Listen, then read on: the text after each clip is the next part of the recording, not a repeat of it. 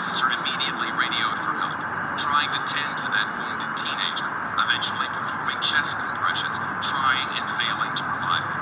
You could hear the officer right before shooting Adam yell, "Drop it, drop it."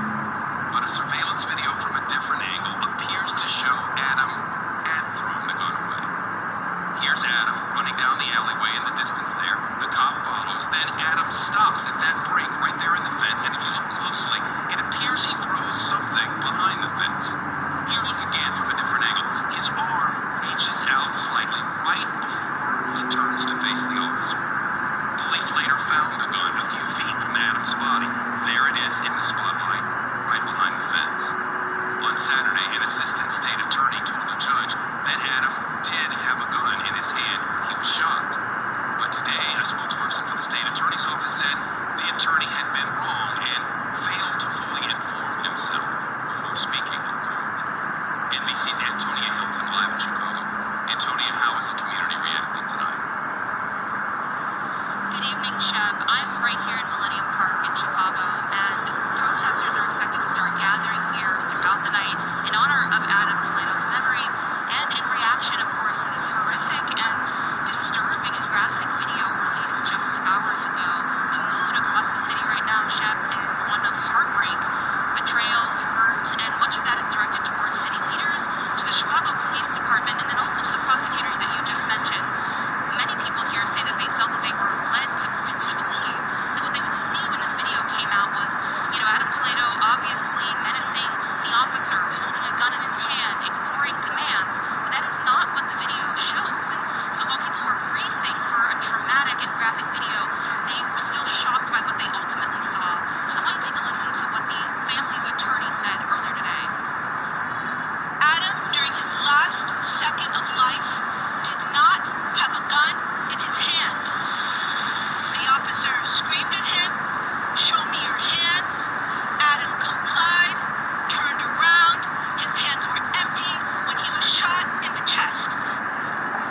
You can hear the anger in the attorney's voice there, and that's been reflected in some of the conversations that I've had here tonight.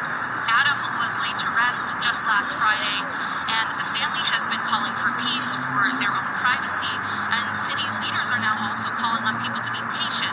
This video has illuminated much for folks, but there is still an ongoing investigation. Shep, the civilian Office of Police Accountability is expected to continue investigating this, and they want there to be new facts and details out before people reach their conclusion. Shep. Antonia, thank you. Shepard Smith here. Thanks for watching.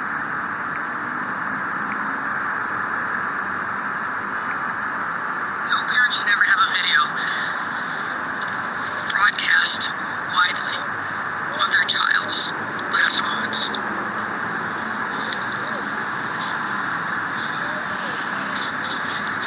Much less be placed in a terrible situation of losing their child in the first place. Even as our understanding of this incident continues to evolve, this remains a complicated and nuanced story. And we all must proceed with deep empathy and calm. We live in a city that is traumatized by a long history of police violence and misconduct. So while we don't have enough information to be the judge and jury of this particular situation, it is certainly understandable why so many of our residents are feeling an all too familiar surge of outrage and pain. And it's even clearer that trust between our communities and law enforcement is far from healed and remains badly broken. This lack of trust makes it even more difficult for many of us to wait and hear all the facts before making up our mind and tragedies about this. But again, I urge each resident who cares and loves the city must wait.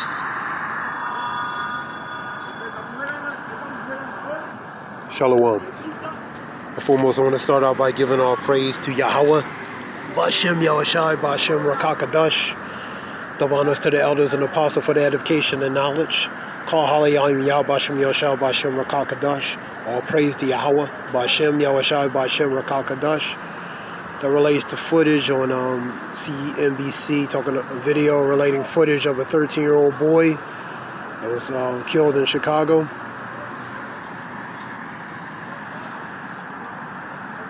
I'm going to get a few scriptures.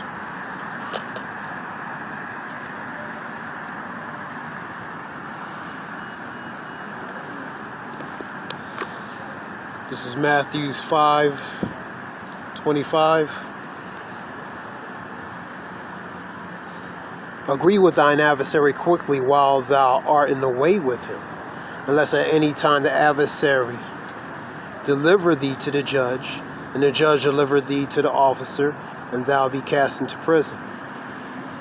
So compliance and agreement, pretty much, because your life might be on the line for it. I'm going to go to Ecclesiastes 9, Ecclesiasticus or Sirach 9 and 13.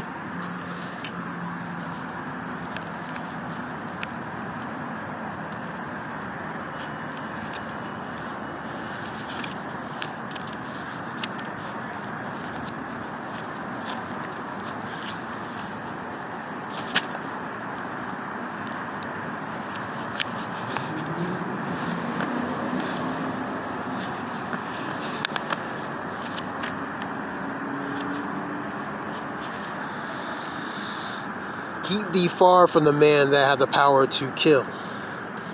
So shalt thou not doubt the fear of death. And if thou come into him, make no fault unless he take away thy life. Presently, remember that thou goest in the midst of snares, and that thou walkest upon the battlements of the city.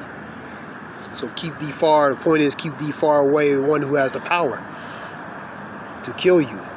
The blessing is his sword, man.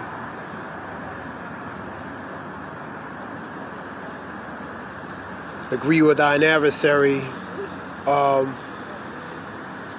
Agree with thine adversary while you have the way with him.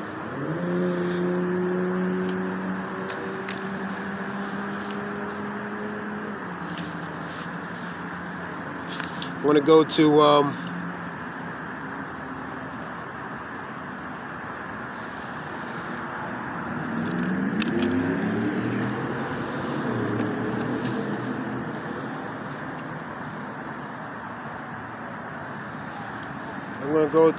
Ezekiel. No, not Ezekiel. I want to go to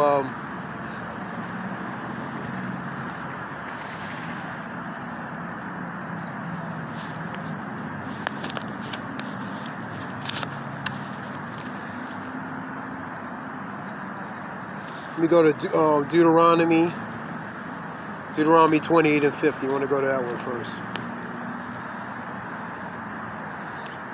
A nation of fierce countenance, which means appearance, which shall not regard person of old, nor shew favor of the young. So they're not going to shew favor of the old or young. And that 13-year-old boy, you know what I mean? So that's the ones pretty much in the position of power. Remember, their blessing's the sword, man. So they're not going to shew favor to the old or the young.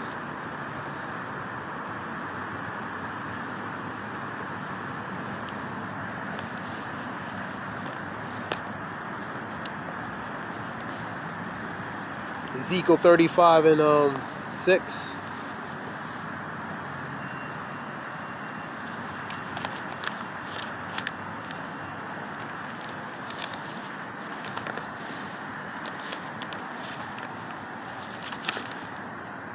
Therefore,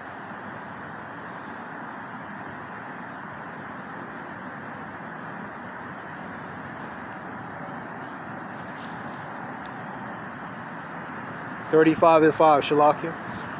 Because thou hast had a perpetual hatred. Perpetual hatred is a continuing thing, ongoing, continuously.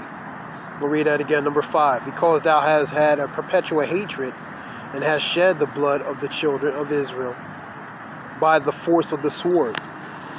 So by the sword, they have shed blood upon of Israel, man. Because their blessing is the sword, man. And they had that perpetual hatred, which is that continuing hatred, because of who they are. We'll read that again, number 5. because thou hast had a perpetual hatred and hast shed the blood of the children of Israel by the force of the sword in the time of their calamity, when they're in a very bad state, a hellish condition. Hell is a form of a condition, man. So when they're at a lowest state, and pretty much in a hellish type condition, they were taken advantage of, man.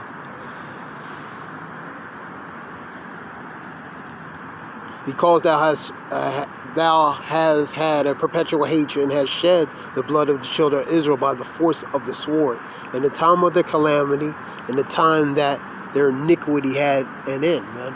So that's a continuous hatred they had, and it all stems back first spiritually.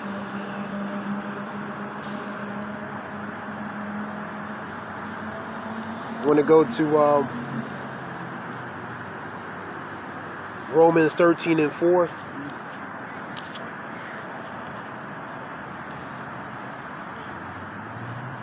This is Romans 13:4.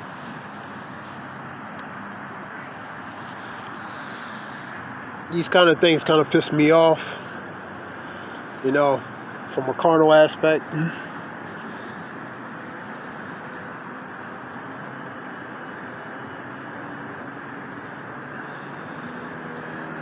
For he is the minister of Yahweh to thee for good. But if thou do that which is evil, be afraid.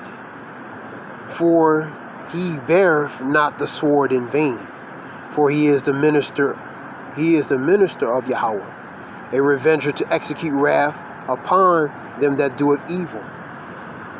So that's the Lord. He executes judgment upon the sinners and the evildoers, man. He is that minister, man. A minister in that judgment, man, upon ones who do evil, man. I want to get some scriptures related to Job too.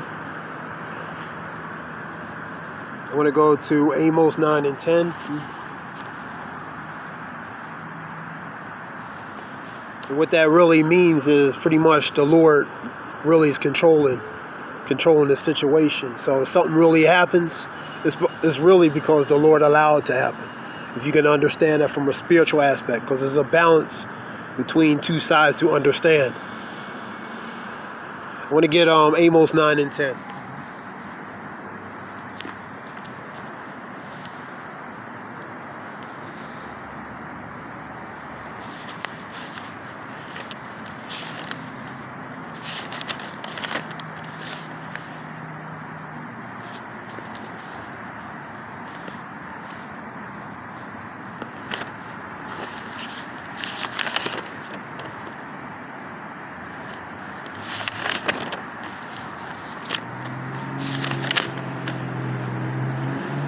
All the sinners of my people shall die by the sword. And that's the point, man.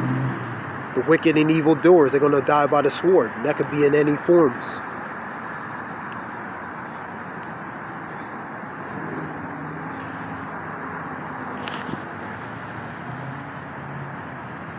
Read that again. All the sinners of my people shall die by the sword, which say that evil shall not overtake us nor prevent us, man. So they thinking certain things are not going to happen to them. Unknowingly, unawarely, they're going to be caught off guard because they underestimating pretty much that grace, that liberty, or pretty much doing certain things, man, and not being aware that certain things are going to catch them unawares, man. In a matter of speaking. I'm going to go to Ezekiel 5:17.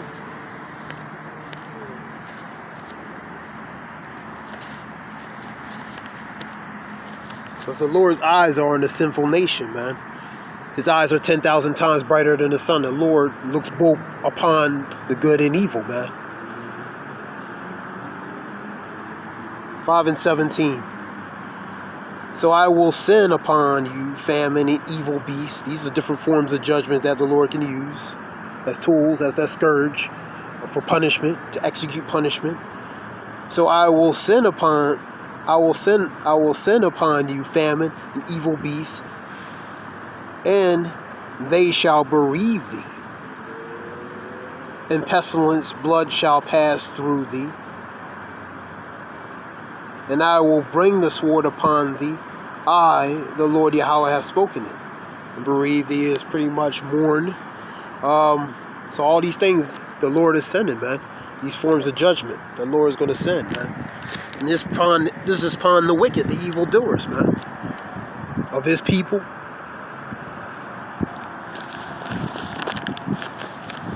Let's go to, I want to go to Job 4 and 7.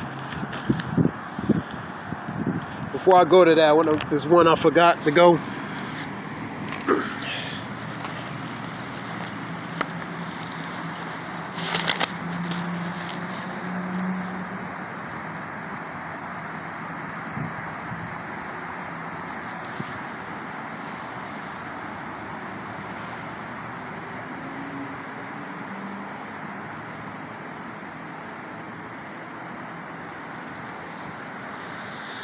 I'm going to go to number 28. There be spirits. This is Ecclesiasticus or Sirach 39 and 28. There be spirits that are created for vengeance, which in their fury lay on sore strokes. In the time of destruction they pour out their force and appease the wrath of him that made them. So they're sent to appease the Lord's wrath, man. And these can be any forms of, through the Spirit, any forms that can be used to execute judgment. I'll give you examples. Fire, hail, and famine, and death. All these were created for vengeance. Just for example, the teeth of wild beasts, scorpions, serpents, and the sword, punishing the wicked to destruction, man. So these things are implemented. These are things that the Lord can use to, for example, to execute judgment upon the wicked. I'm going to go a few verses up. All his ways are plain into the holy, which are the righteous. So they are stumbling block into the wicked. To understand, relating to from a spiritual aspect, relating to judgments. Why certain judge, for example, of young people getting killed, for example. Well, from a spiritual aspect, it's a judgment by Yahweh Bashem Yasha, if you can understand it. And I read that verse specifically because it's a stumbling block for most people to concept this and understand this. For he is innocent, if they look at it from a carnal aspect, that he's innocent. But in the eyes of the Lord, he's not innocent. Remember, we all are nothing but, we as filthy rags, man. So it's deeper than just the carnal aspect. It's a spiritual aspect, which most people ignore that. And really, truly don't understand that. But let's move on.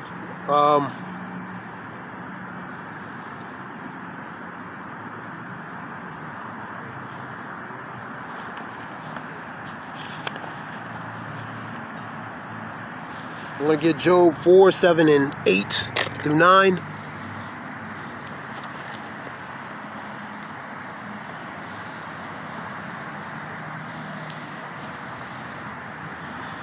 Remember, I pray thee, whoever perish being innocent.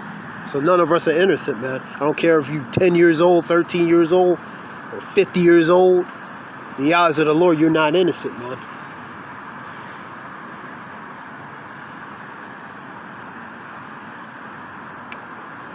Remember, I pray thee, whoever perish being innocent, and where were the righteous cut off? Even as I have seen, they plow iniquity, and sow wickedness reap the same. And by the blast of Yahweh they perish, and by the breath of his nostrils they are consumed, man. So they hear and they can be gone. But the point is, whoever perished being innocent, man.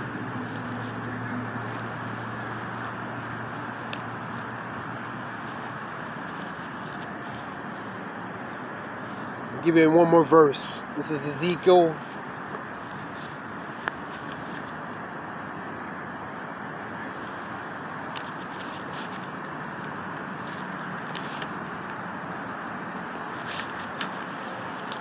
This is Ezekiel 9:4-6. And the Lord Yahweh said unto him, Go through the midst of the city, through the midst of Jerusalem, and set a mark upon the foreheads of the men that sigh and cry, for all their abominations that be done in the midst of there. And that mark is a mark of exemption, tawah, in Hebrew. It's a mark of exemption.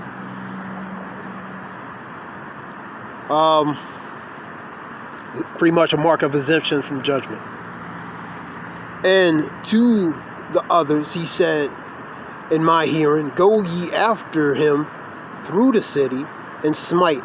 Let not your eyes spare, neither have pity. So not spare or have pity.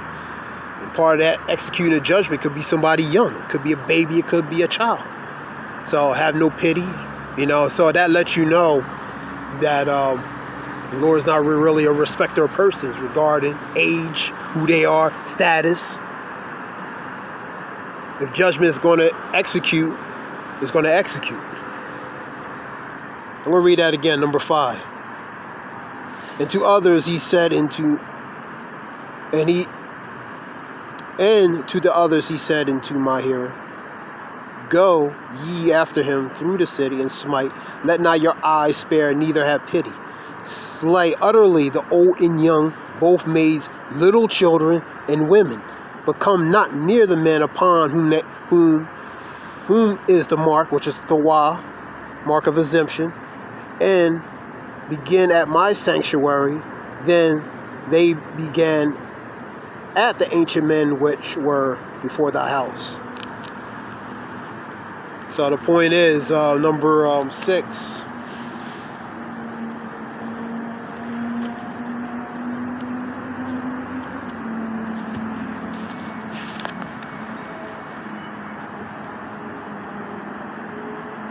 Go slay utterly old, young, both maids, little children, and women. So it's not sparing. It's not sparing whether it's old, young, children, little children.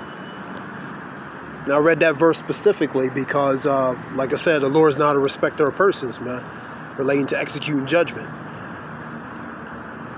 So it's going to be. If it has to be that way, that's what it has to be. You know what I mean? So it's tragic that these things happen. They happen a lot more, but there's a spiritual reason behind it, if you can understand that. And the water for listening, whoever listens. I want to give all praise to Yahweh Bashem Yahushua Bashem Rakakadash. Shalom. Thanks.